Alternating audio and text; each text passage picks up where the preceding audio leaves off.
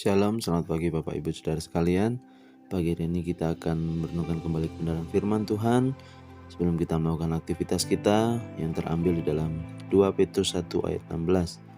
Sebab kami tidak mengikuti dongeng-dongeng isapan jempol manusia, ketika kami memberitahukan kepadamu kuasa dan kedatangan Tuhan kita, Yesus Kristus sebagai Raja, tapi kami adalah saksi mata dari kebesarannya. Di dalam Kamus Besar Bahasa Indonesia, kata dongeng merupakan sebuah cerita fiktif yang bisa dikatakan tidak sebenarnya terjadi. Beberapa orang mengatakan kisah diceritakan melalui dongeng itu hanyalah ilusi atau hayalan zaman dahulu. Apakah Bapak, Ibu, Saudara pernah mengetahui bahwa saat inilah dongeng sangat dicari-cari tak terkecuali oleh orang-orang Kristen?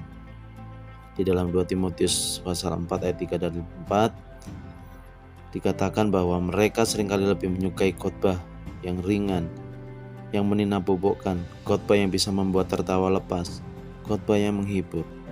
Melihat ayat tersebut, kita perlu sadar bahwa saat ini, apakah gereja menjadi tempat sekunder kita untuk mencari kesenangan?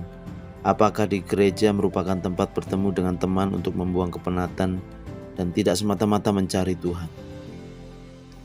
Tidak sedikit juga orang yang menjadikan gereja sebagai tempat mencari eksistensi saja dan menjadi mirip seperti sebuah dongeng yang penuh dengan kepalsuan dan kepura-puraan. Bapak Ibu Saudara sekalian, firman Tuhan yang keras dan tegas pasti tidak disukai oleh banyak orang karena mereka menganggap akan menghalangi kesenangannya. Tentu saja itu hanyalah siasat iblis. Jika kita menerima firman Tuhan dengan hati yang terbuka, maka firman Tuhan tersebut akan tumbuh subur dan membangun diri kita dari kehidupan rohani dan menjauhkan kita dari dosa. Sesuai yang ditulis di dalam Ibrani 5 ayat 13-14, sebab barang siapa masih memerlukan susu, ia tidak memahami ajaran tentang kebenaran, sebab ia adalah anak kecil. Tetapi makanan keras adalah untuk orang dewasa, yang karena mempunyai panca indera terlatih untuk membedakan yang baik dan pada yang jahat.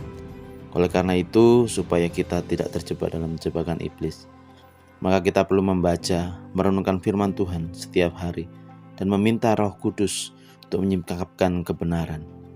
Yohanes 14 ayat 26. Karena dengan inilah jiwa dan roh kita akan terbangun dan menjadi murid Tuhan yang bersungguh-sungguh. Puji nama Tuhan. Biarlah firman Tuhan memberkati kita semua pagi hari ini. Tuhan Yesus memberkati.